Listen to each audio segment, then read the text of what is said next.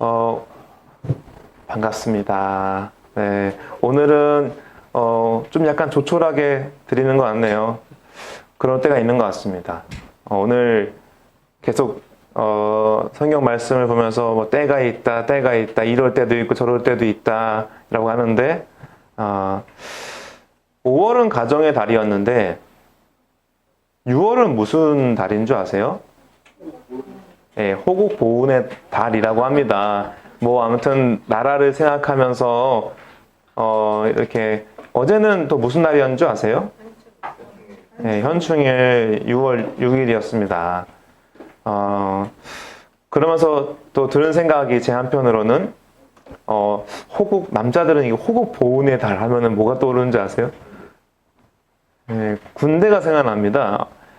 군대는요, 제가 좀 많이 힘들었던 거는 다른 것보다도 2시간 동안 그 한 자리에서 가만히 서가지고 그 밤이든 낮이든 고초를 서는 게 힘들었던 것 같아요.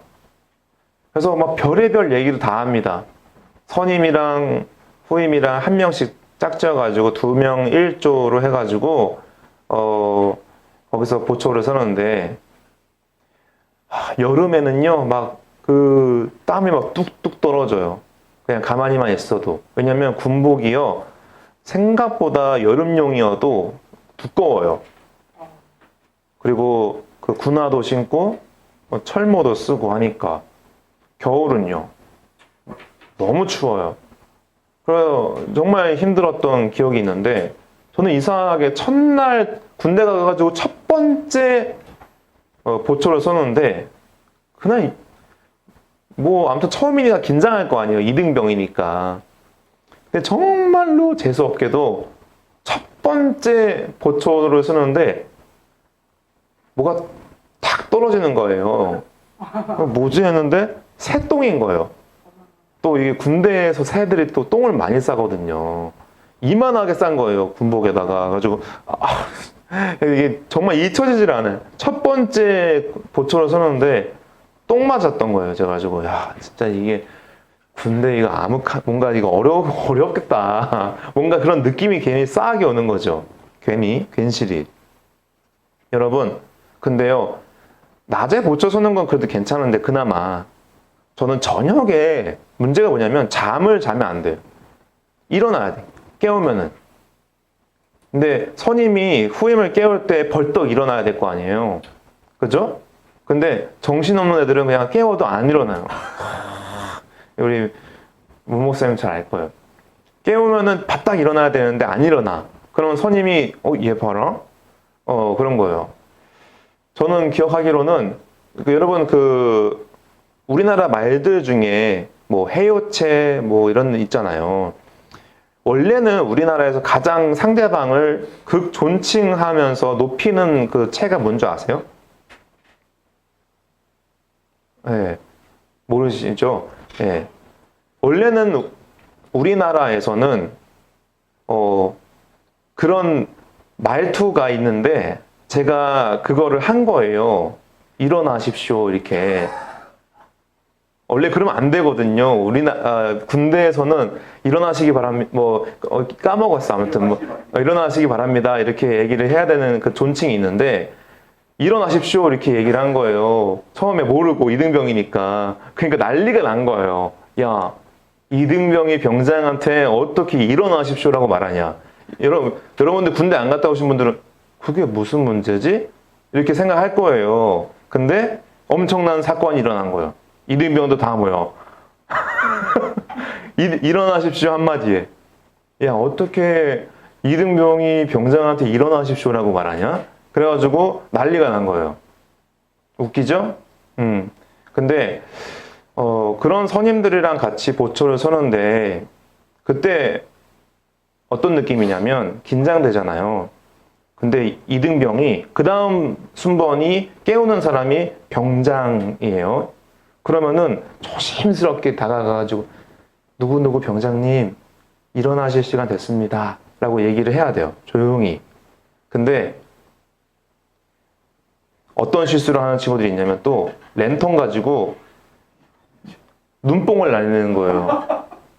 남자들은 이거 알거든요. 큰일 나는 일입니다. 근데 아무튼 잠자면 안 돼요. 그때 바짝 일어나야 돼요. 아무튼 후임이 선임한테 얘기를 할 때도 일어나 줘야 돼요. 안 그러면 어떻게 해요? 난리가 나요. 선임이 안 일어나면은 그 다음 순번도 꼬이게 되는 거예요. 무조건 아무튼 일어나야 돼요. 여러분, 저는 그렇게 봐요.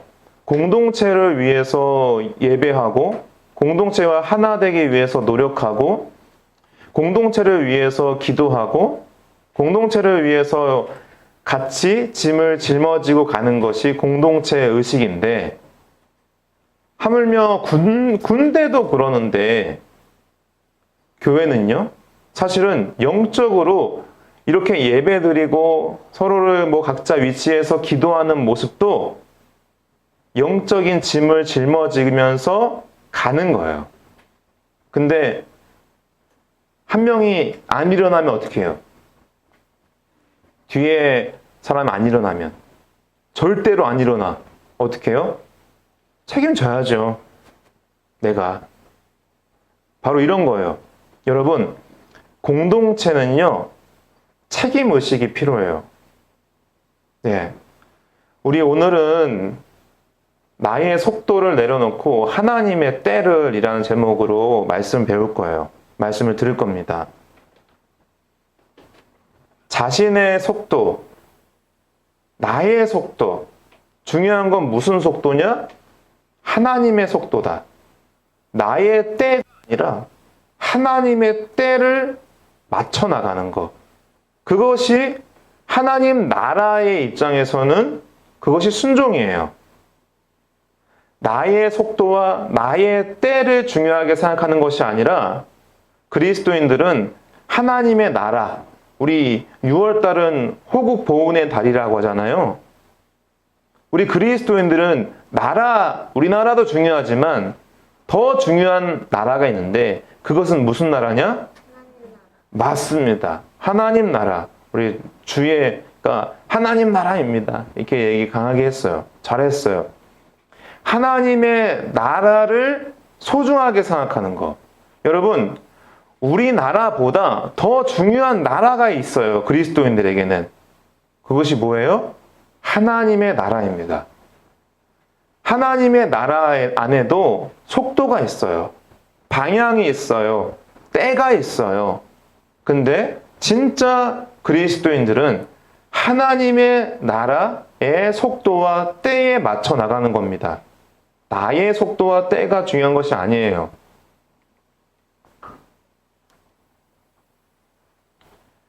우리는 효율성, 아세요? 효율성? 효율성이라는 단어. 우리가 어떻게 효율성이라는 단어를 이해할 수 있을까요? 이런 거 아니에요? 내가 10을 넣었으면은 최소한은 10 이상이 나와야 하는 그 결과에 대해서 내가 노력한 만큼 그 이상으로 나에게 플러스가 되어지는 것이 효율성이잖아요. 그죠? 근데 그 효율성이라는 우상에 우리가 빠질 때가 있는 것 같아요. 그래서 우리 마음에 1분 1초도 허투루 쓰면 안 된다라고 하는 그런 강박적인 생각들이 우리에게 있을 수 있다는 거예요. 물론 이 말을 보면서 나는 1분 1초가 아니라 1시간, 10시간도 그냥 막 쓰는데 그냥 이렇게 생각하는 사람들도 있어요. 근데 그 사람들 안에서도, 마음 안에서도 이 효율성이라는 우상이 자리 잡고 있습니다. 그 사람도.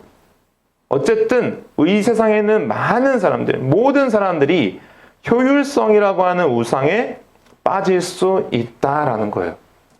그래서 이런 기계가 잘 돌아가는 것처럼 우리의 인생도 잘 돌아가야 한다라고 생각할 때가 있어요.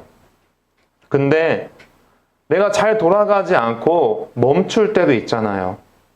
느려질 때가 있잖아요. 그래서 효율성이라는 그 단어는 사실 교회와는 좀 잘 안 맞아요. 사실은. 여러분, 효율성은요, 회사, 기업, 이런 쪽으로 더 효율성을 중요하게 여기겠죠. 그래서 어떻게 해요? 느리면 잘라버려요. 기업의 효율성에 방해가 되는 사람은 그냥 잘라버려요. 그냥 나가. 너는 우리 공동체, 우리 회사와 맞지 않아. 넌 너무 느려. 라고 하니까 잘라버리는 거죠. 이게 그래서 기업과 회사, 이익의 창출이 목적이기 때문에 느려지는 사람, 효율성에 맞지 않는 사람을 잘라버리는 겁니다. 근데 교회는 어때요? 교회는 그렇지 않아요. 그래서 하나님의 나라의 입장에서는 느린 것 같아요. 우리 하나님의 나라가. 왜 하나님의 나라는 왜 전진하지 않지? 마치 이런 거죠. 왜 우리 교회는 좀 더 성장하지 않지? 왜 부흥하지 않지? 이런 생각이 있을 때가 있어요. 우리를 지배하는 시간에 대한 강박이 있다는 거예요. 어떤 것이냐? 저 5탄인데 지체됨에 대한 분노가 아니라 사람에 대한 분노. 어떤 사람이냐? 예를 들어서 운전을 하고 가는데 조금만 앞에 있는 차가 느리게 가면 제 마음속에 너무 답답한 마음이 올라오는 거예요. 왜 이렇게 느려? 초보인가? 이런 생각들. 그래서 아유 늦어 이래가지고 막 차선 바꿔버려 쥐잉 가버리고 그래서 속으로는 통쾌하죠. 아유 저 뒤에 있는 차 진짜 느려 하면서 그런 시간에 대한 느림에 대한 분노. 엘리베이터에서 또 어때요? 엘리베이터에서 빨리 문이 닫히지 않으면 또 조급한 마음이 들죠. 아, 왜 이렇게 안 닫혀? 느리니까 막 누르고. 그러니까 저는 어떻게 하냐? 아예 꾹 누르고 있어요. 그냥 빨리 가라 이러면서 그냥 꾹 눌러줘. 그냥 그게 더 오히려 빨리 문이 닫히는 것 같은 느낌으로. 괜시리. 원래 딱 누르면 되는데 꾹 눌러요. 그러니까 우리가 참을 수 없는 짜증 같은 것들이 있어요. 내 마음대로 내가 빨리 가면 좋겠다라는 그 조급한 마음에 참을성 없는 우리의 모습들. 그 시간에 대한 강박. 빨리빨리. 우리 한국 사람들 그렇잖아요. 빨리빨리. 두 번째는 어때요? 대화할 때도 그래요. 말이 느려가지고 어떤 사람은 말이 너무 느리다 보니까 막 이것저것 막 얘기하기도 하고 그래서 속으로 우리 마음에는 어떤 마음이 있어요? 아 그래서 결론이 뭐야? 네가 말하고자 하는 게 뭐야? 그래서 뭔가 시간 낭비하는 것 같은 느낌. 내가 저 사람에게 시간을 뭔가 투자하는 것이 뭔가 아까운 느낌. 세 번째가 통제에 대한 착각인 거예요. 내 계획대로, 내 시간표대로 되지 않을 때 그것에 대한 그 분노가, 불안이 우리한테 있습니다. 근데 하나님 말씀은 어떻습니까? 한번 잠깐 짧지만 한번 읽어보겠습니다. 시작. 범사의 기한이 있고 천하 만사가 다 때가 있다. 범사, 모든 일에 기한이 있다, 때가 있다. 천하 만사가 다 때가 있다라는 거예요. 우리의 마음으로는 좀 더 빨리, 좀 더 효율적으로 이런 생각이 들 때가 있어요. 그렇지만 그 주도권은 누구에게 있나요? 사실은 그 주도권을 하나님께서 갖고 있습니다. 그 주도권은 나에게 있는 것이 아니라는 거예요. 내 스케줄표에 계획을 적고 인생의 타이머에 맞춰서 그대로만 하려고 하는 그 지독한 우리 마음에 있는 그 교만함. 우리는 시간을 통제하는 하나님이 아닙니다. 우리는 때를 기다리는 사람입니다. 하나님의 피조물입니다. 우리가 갖고 있는 주도권은 내가 갖고 있다라는 것을 마치 증명하고 싶은 것처럼 내가 바로 이렇게 하면은 이렇게 되는 거야 라고 내가 스스로 착각하고 있는 거예요. 근데 인생이 꼭 그렇게 되나요? 내가 원하는 대로 인생이 되는지를 모른다라는 것을 알면 시간이 가면 갈수록 알게 되는 거예요. 아, 내 인생은 내 맘대로 안 되는 거구나. 그래서 저는 군대에서 제가 그 보초를 쓸 때 보초가 저희 군대에서는 두 가지가 있었어요. 외부 보초, 내부 보초. 근데 저는 내부 보초를 쓸 때가 있었는데 내부 보초는 건물 안에서 그러니까 좋잖아요. 내부 보초가 걸리는 날은 기분 좋아. 그러니까 중대마다 돌아가면서 했거든요. 근데 내부 보초를 쓰는데 할 일이 없잖아요. 2시간 동안. 뭐하냐. 내가 막 그 군대 복도에 커다란 그 화이트보드가 있었어요. 거기다가 어느 날은 빼곡하게 막 썼어요. 뭘 썼냐? 내 인생의 계획을. 이때는 이거 할, 27살에 이거 할 거고, 28살에 이거 할 거고, 29살에 이거 할 거고, 그러니까 1년마다 다 써본 거예요. 60살까지. 그러니까 여기서부터 막 빼곡하게 썼던 거예요. 이때는 이거 할 거고, 이때는 이거 할 거고. 근데 여러분, 그게 하나라도 이루어진 것 같아요? 아무것도 이루어지지 않았어요. 그러면 제 인생이 실패한 건가요? 아무것도 안 이루어졌기 때문에 여러분 인생은 내 마음대로 흘러가지 않는다는 것을 때가 되면은 알게 되는 거예요. 하나님의 때에. 근데 우리는 늘 착각하는 거죠. 내 마음대로 될 것 같아. 이렇게 돼야 돼. 라고 하면서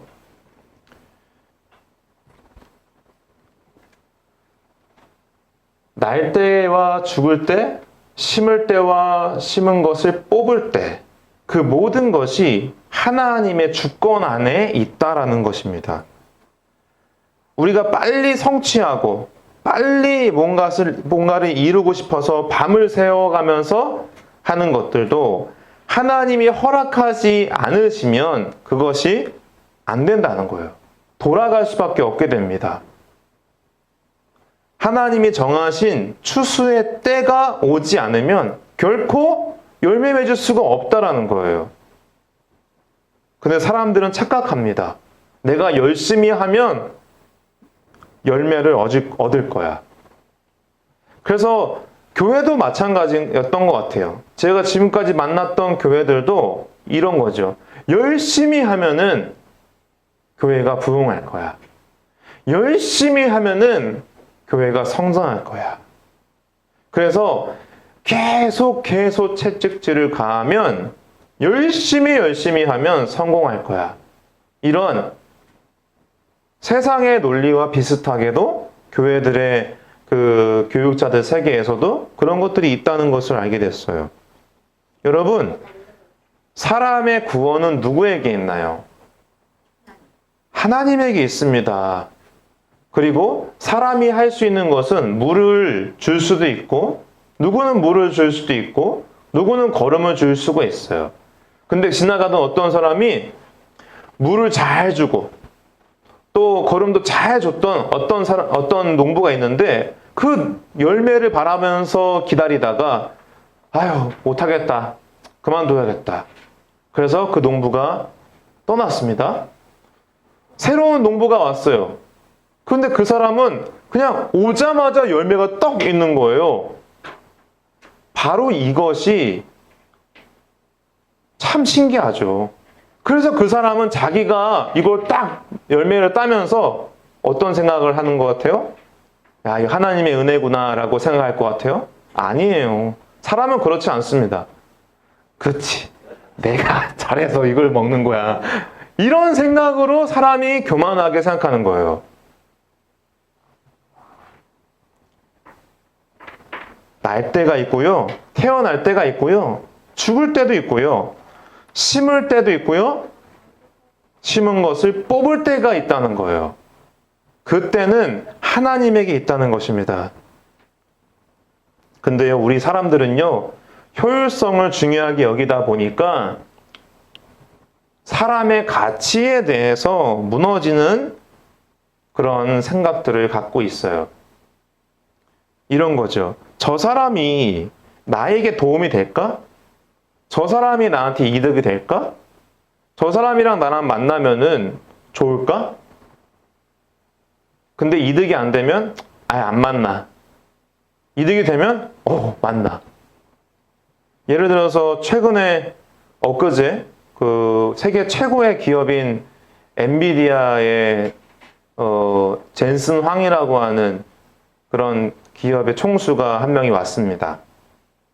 예전에 한번 왔었거든요. 한 8개월 전인가요? 그 당시에 삼성역 근처에 있는 어떤 치킨집에 가가지고 그 치킨집이 어마어마하게 돈을 많이 번 거예요. 뉴스에 나왔어요. 근데 그 치킨집 이름이 뭔지 아세요? 깐부치킨. 그래가지고 난 처음에 깐부치킨에 대해서 전혀 몰랐거든요. 알고 계셨어요, 혹시? 깐부치킨이라는 이름을? 알고 계세요? 저만 몰랐군요. 네. 깐부치킨 전혀 몰랐어요. 근데 그 사건으로 인해서 모든 국민들이 깐부치킨? 그런 것을 알게 된 거예요. 그래서 그 깐부치킨의 그 지점장이 몇십억을 벌었다라는 그 소문이 몇 개월 만에, 6개월인가 8개월 만에 그렇게 벌었다고 하더라고요. 왜냐하면 거기에 앉으면은 대박이 난다는 그 소문이 난 거예요.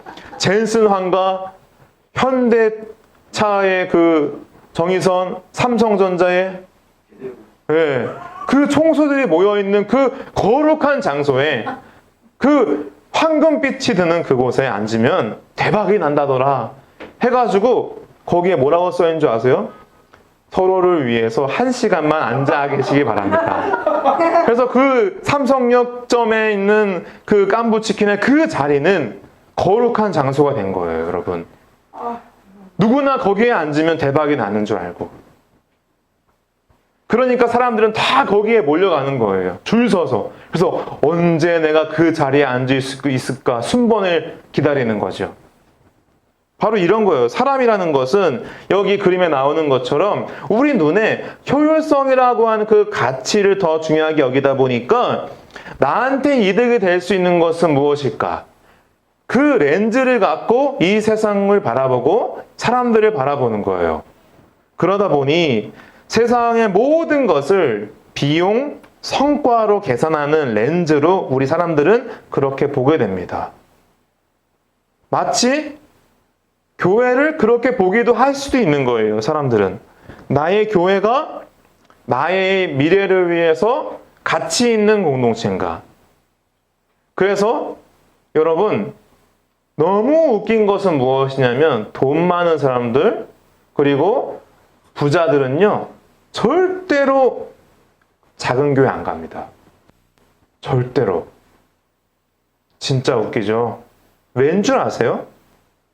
철저하게 그 계산되어져 있는 그 가치를 중요하게 여기기 때문에 교회도 그렇게 바라보게 됩니다. 우리의 효율성의 렌즈, 비용과 성과를 위해서 앞달려가는 것들. 만약에 부모가 자녀에게 그런 이 효율성의 렌즈로 바라본다면 자녀의 어떤 서툰 모습, 서툰 감정을 무시해버리고 빨리 정답을 주기 위해서 주입을 해버리는 것이 쉽게 됩니다. 좀 있으면은 우리 주주가 태어날 건데, 예를 들어서 서현 집사님이 주주가 태어나가지고 그런 생각이 있어. 이왕 태어난 거 부자가 되렴. 이왕 태어난 거 똑똑하고 머리가 비상해가지고 우리 젠슨 황의 모습처럼 그렇게 되렴. 이런 생각으로 있다 보니까 그런 계산적인 생각으로 이 아이의 서툰 모습들을 계속 재촉하게 되고 그것을 막 무시하게 되고 넌 그러면 안 돼! 라고 하면서 강하게 주입을 하려고 하는 모습들이 있다라는 거예요. 그러니까 서영 집사님이 그런 게 아니라 엄마 아빠들이 그럴 수 있다라는 거예요. 효율성의 렌즈를 본다면. 부부관계는 또 어때요? 서로를 효율성의 렌즈로 보게 된다면 서로의 어떤 지친 마음, 서로가 조금 느리게 가는 모습을 바라보면서 그냥 답답해요. 진짜 좀 더 이 사람이 좀 더 돈을 더 많이 벌었으면 좋았을 텐데. 이 사람 좀 약간 좀 덜 떨어진 모습 좀 안 보였으면 좋겠는데. 이 사람이 좀 더 나한테 좀 더 잘했으면 좋겠는데. 이런 효율성의 렌즈를 바라보면서 계산적으로 이 사람의 못난 모습, 또한 이 사람의 지친 어떤 모습들을 공감하기보다는 재촉하게 되고 해결책을 빨리 제시하려고 하는 우리의 모습들이 생기게 된다는 거예요. 그러면서 우리는 계속 남편이나 아내에게 답답해하고 원망하게 되는 그런 악순환이 계속 되는 겁니다. 교회 사역도 마찬가지예요. 여러분, 그러나 하나님의 렌즈, 사랑의 렌즈는 어떻습니까? 기다림이고 넉넉함입니다. 자녀 양육을 할 때도 마찬가지예요. 우리가 아이한테 주입시키려고만 하는 것이 아니라 아이가 스스로 깨달을 때까지 기다려주고 묵묵히 도와주고 필요할 때는 또 가르쳐 주기도 하지만 핵심은 기다림입니다. 부부관계는 어때요? 사랑의 렌즈로 바라볼 때 그 사람의 존재 그 자체를 소중하게 여기는 그 생각과 마음. 그래서 지친 모습, 부족한 모습을 바라보면서 타박만 하고 더 잘해라고 하는 것으로만 하는 것이 아니라 그냥 그저 아무 말 없이도 지친 마음을 위로해주고 잘하고 있다고 격려해주는 그런 모습들. 교회 사역도 사랑의 렌즈로 교회도 그렇게 바라보게 됩니다. 조금은 서툴러도 영혼을 돌보고 연약함을 품어주기 위한 그 넉넉한 마음. 그것이 우리에게 교회와 부부관계, 자녀관계도 거기도 동일하게 적용되는 거예요. 만약 그런데요, 하나님이 우리를 세상처럼 효율적으로 하나님이 우리를 대하셨다면 어떨 것 같으세요? 하나님은요, 여러분들을 지속적으로 수도 없이 사랑을 부어주고 믿어주고 기다려주십니다. 근데 우리는 어때요? 배신해버려요. 배반해버려요. 어쩌면 하나님의 입장에서는 효율성을 따져본다면 상당히 효율성이 떨어지는 인간들이라는 거예요. 우리가. 하나님의 입장으로 봤을 때는. 세상의 입장으로, 만약에 하나님이 세상의 입장으로 우리를 바라본다면 야, 진짜 답답한 인간들이네. 기도 100시간 하고 100시간 하면 너희들은 변하게 될 거야. 이런 식으로 접근한다면요, 우리는 아주 세상적인 관점으로 봤을 때는 비효율적인 존재로 비춰질 수 있다는 거예요. 효율성만 따져본다면. 이런 거죠. 야, 너가 믿은 지 얼마 됐는데 너가 10년 동안 몇 명을 전도했어? 이런 식으로 만약에 효율성을 따져보면서 하나님이 우리에게 그런 질문을 한다면 우리는 하나님 앞에서 내세울 게 없는 거예요. 근데 여러분, 교회는 보험회사가 아니에요. 교회는 생명의 공동체입니다. 근데 보험회사는 어때요? 야, 너가 지금 입사한 지 몇 개월 됐는데 너가 지금 최소한 그래도 한 달에 몇 명은 그래도 네가 물어와야 되는데 왜 너는 이렇게 보험회사는 효율적으로 효율성을 따지면서 접근하겠죠. 그런데 하나님은요, 우리를 존재 그 자체만으로 바라보십니다.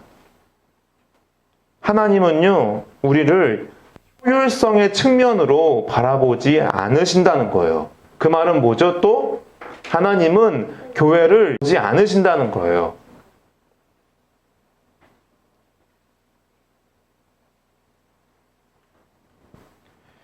가장 위대하고 비효율적인 하나님의 방법은요, 십자가였습니다. 어떻게 보면 하나님의 입장에서는 상당히 비효율적인 방법이에요. 영화에서 나오듯이 요거 하나로 세상을 바꿀 수도 있는 거 아니에요? 하나님은? 이렇게 해가지고 바로 그냥 딱 해서. 근데 하나님은 아주 비효율적인 방법으로 가장 위대한 일을 이루셨습니다. 우리가 죄로 가득한 인간이었는데 진짜 사랑을 보여주기 위하여서 하나님이신 예수 그리스도께서 이 땅에 오셔서 그 비효율적으로 보이는 인간을 위해서 십자가에서 죽으셨다는 겁니다.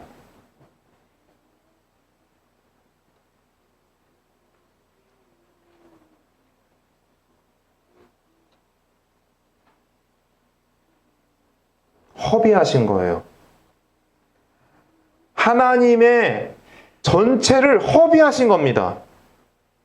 상당히 비효율적인 거죠. 사랑은 우리 유디자매님 가정에 그때 예배 드리러 갔을 때 그 찬양을 골랐던 그 찬양 중에 하나가 사랑은 오래 참고 라고 하는 그 찬양을 불렀었어요. 기억나실지 모르겠지만 사랑은 효율적이지 않습니다. 사랑은 어쩌면 낭비하는 것처럼 느껴져요. 교회는 그래서 효율성만 따지면 그것은 교회가 아닙니다. 교회는 영혼을 위해서 교회의 자산과 교회만을 지키기 위해서만 존재하는 것이 아니라 교회는 사랑을 실천하기 위해서 세워진 공동체입니다. 그 말은 무엇이냐? 여러분들의 인생 또한 마찬가지라는 거예요. 왜? 여러분들이 교회니까. 여러분들이 자신의 때를 적절한 타이밍과 이때는 이렇게 돼야 돼 라고 하는 자신만의 시간에 대한 강박으로 인해서 하나님을 신뢰하지 못하는 그러한 장벽들을 우리가 계속 세워나갈 때가 있다는 거예요. 그러나 결국에는 우리 오늘 본문의 말씀 전도서 3장 11절에는 이렇게 나옵니다. 하나님이 모든 것을 지으시되 때를 따라 아름답게 하셨고. 여러분, 하나님은 모든 것을 창조하셨습니다. 모든 것을 창조하셨다라는 뜻은 무엇이냐? 모든 것 안에 하나님의 주권이 있다라는 거예요. 모든 것 안에 하나님의 때가 있다라는 겁니다. 근데 우리들은 착각합니다. 내가 그 때를 정한다. 내가 때를 만든다. 아닙니다, 여러분.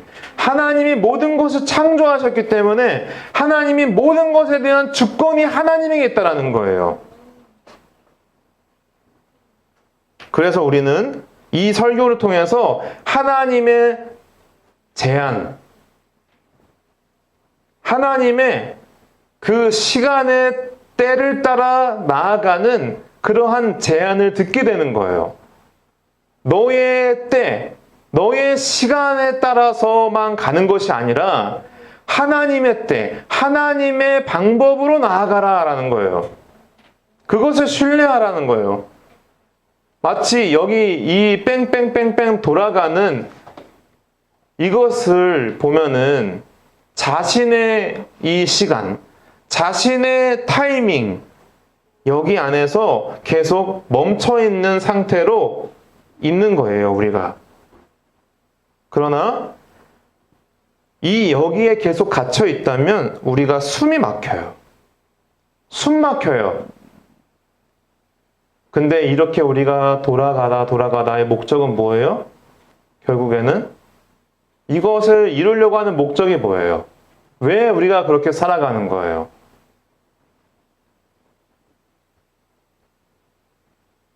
자신을 하나님처럼 만들기 위해서.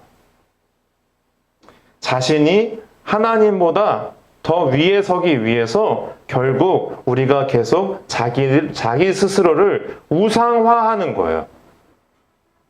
우상이라고 해서 어디 무슨 제사상 차리고 거기에다가 절한다고 해서 우상이 아니라 하나님보다 자기 자신을 더 높이 세우는 거.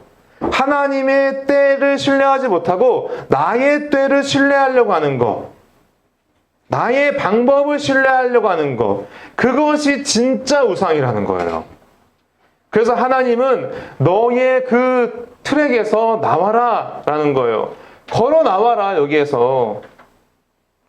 하나님의 속도, 하나님의 길을 가라 라는 거예요.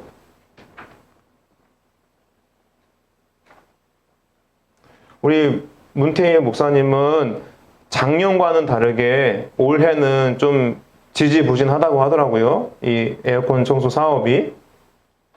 근데요, 만약에 문태희 목사님이 이런 사람이었다면 어땠을 것 같아요? 뭐 불안하죠, 막. 야, 작년에는 이렇게 됐는데 이 기업이라는 것은 아무튼 우상향해야 될 거 아니에요.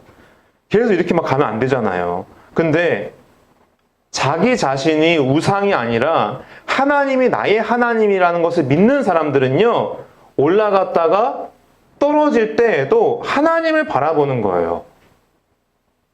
저도 마찬가지입니다. 제 입장에서는 어떨 것 같아요? 여러분들 입장에서는 어떨 것 같아요? 인생이 항상 잘 되면 물론 좋죠. 근데 떨어질 때도 있다라는 거예요. 잘 안 될 때도 있다라는 거예요. 근데 중요한 것은 그때에도 하나님을 신뢰하는 것, 하나님의 때를 기다리는 것. 하나님은 그것을 우리에게 말씀하십니다. 그때에 우리에게 보여지는 것이 있어요. 그때 보여지는 것이 있어요. 깨달아지는 것이 있어요. 그것이 무엇이냐? 오늘 내가 살아가고 있는 그 오늘이라는 이 시간이 하나님이 주신, 하나님이 은혜로 주신 선물이구나. 여러분, 선물이라는 거예요. 우리가 살아갈 수 있는 그 하루하루가 하나님이 주신 선물이라는 겁니다. 오늘이라고 하는 이 시간은요, 목적과 목표를 달성하기 위해서 내가 무조건 효율성만 생각하면서 달려가려고 하는 그 하루가 아닙니다. 오늘 하루는 효율성이 중심이 아니라 하나님의 시간과 하나님의 방법과 하나님의 때를 신뢰하면서 나아가는, 감사하는 주어진 하루라는 거예요. 그렇기 때문에 내가 허투루 살 수 없다라는 거예요. 오늘 하루를 낭비할 수 없다라는 거예요. 그렇기 때문에 세월을 아끼라고 분명히 하나님이 말씀하셨습니다. 단순히 내가 효율성에 빠져서 그 효율성의 우상에 빠져서 내가 어떻게 하면 더 돈을 많이 벌까? 내가 더 어떻게 하면 1분 1초라도 더 효율적으로 살 수 있을까? 그것이 중심이 아니라 오늘 주어진 오늘 하루가 감사한 마음이 있기 때문에 오늘 하루하루에 대한 감사하는 마음으로 내가 세월을 아끼며 하나님의 영광을 위해서 1분 1초도 내가 아깝게 쓸 수 없다라는 그 마음의 중심, 그 중심이 여러분들을 노력하게 만드는 것이에요. 근데 그 마음이 없기 때문에 누구는 효율성을 따라서 미치도록 달려가고 누구는 효율성을 전혀 생각하지 않으면서 게으르게 살아가는 인생. 근데 게으르게 사는 인생과 효율성에 미쳐서 살아가는 인생 둘 다 효율성의 우상에 빠져 살아가는 우상 숭배자라는 거예요. 그때 비로소 우리 눈에 보이는 거예요. 그때 눈을 뜨게 되는 거예요. 하나님이 나에게 주신 이 하루는 제가 여기다 뭐라고 썼어요? 읽어보세요. 보이세요? 하얀색 글씨 읽어보세요. 시작. 무언가를 전쟁터가 아니라 묵묵히 걷고 호흡하며 주님과 교제하는 시간, 내 목적을 달성하느라 무시하고 지나쳤던 내 옆에 소중한 사람들의 얼굴과 아픔. 여러분, 그게 보이는 것입니다. 묵묵히 내 삶에서, 내 하루의 삶에서 주님과 교제하는 시간, 목적을 달성하기 위해서 달려가느라 무시하고 다 무시했던 주변의 사람들의 얼굴, 주변의 사람들의 그 아픔을 보여지는 거예요. 그때 볼 수 있는 거예요. 그래서 하나님이 오늘 우리에게 말씀하세요. 숨을 고르고 나의 보폭에 같이 맞춰라. 빠르게 달려가려고 하는 모든 우상을 내려놓고, 효율성의 우상을 내려놓고 숨을 크게 쉬고 내뱉으면서 나의 보폭에 같이 가자. 당장 결과가 보이지 않더라도 불안해하지 마라. 십자가의 사랑을 바라봐라. 나를 기억하라 라는 겁니다. 여러분, 하나님의 보폭에 우리가 맞춰 나간다면 우리에게 만날 수 있는 수많은 파도와 역경들을 이겨낼 수 있는 거 아니겠습니까? 그거면 되는 거 아니에요? 하나님의 보폭에 맞춰 나가는 것이 중요한 것이지, 내가 빨리 뛰어나간다고 해서 그 고난과 역경들을 다 헤쳐서 이겨낼 것 같아요? 아닙니다. 오히려 더 뒤로 밀려나가는 거예요. 내가 더 뛰어나가고 빨리 나간다고 해서 그 수많은 파도를 이겨낼 수 있는 것이 아닙니다. 내가 이길 수 있는 것이 아니라 하나님이 이기십니다. 하나님이 이기게 하십니다. 그래서 하나님과 그 보폭을 같이 맞춰 나갈 때 뛸 수도 있고 걸을 때도 있고요. 천천히 갈 때도 있고 빨리 갈 때도 있습니다. 그 보폭을 맞추라는 거예요. 빨리 가는 사람도 안 되고요. 너무 느리게 가는 사람도 안 된다는 거예요. 하나님과 동행하라는 거예요. 오늘 말씀을 정리하겠습니다. 여러분, 하나님께서 여러분들을 이끄시길 원하세요. 하나님께서 여러분들을 책임지길 원하세요. 왜? 하나님이 여러분들을 창조하셨으니까. 하나님이 여러분의 주인이시니까.